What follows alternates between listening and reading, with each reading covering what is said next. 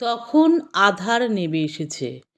কোণারকের কারুকার্যমণ্ডিত মন্দির প্রাঙ্গণে মানুষের জীবনশৈলীর সমস্ত কথা বলা আছে মন্দিরের পাথরে পাথরে। তাই তো রবীন্দ্রনাথ বলেছিলেন, এখানকার পাথরের ভাষা মানুষের ভাষার চেয়েও বড়। হঠাৎ আমার কানে ভেসে এলো এক কচি বাচ্চার কণ্ঠ। হ্যাঁ গো, তুমি কি করে ভুলে গেলে আমার কথা?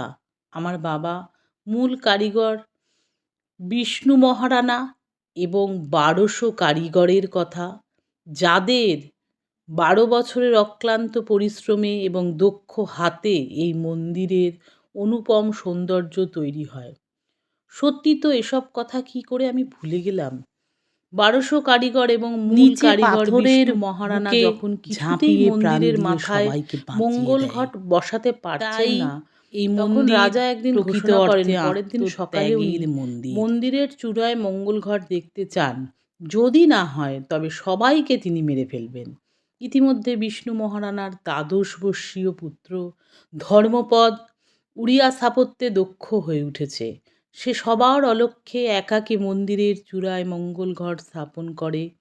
পরের দিন সকালে রাজা দেখে তো খুশি, কিন্তু যখন জানতে পারেন এই মঙ্গল ঘট এক বাচ্চা স্থাপন করেছে, তখন তিনি সমস্ত কারিগরদের চরম শাস্তি দেবেন ঠিক করেন।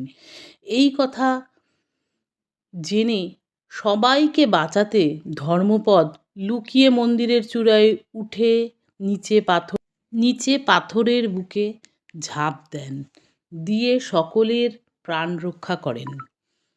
এই মন্দির প্রকৃতপক্ষে আত্মত্যাগের মন্দির।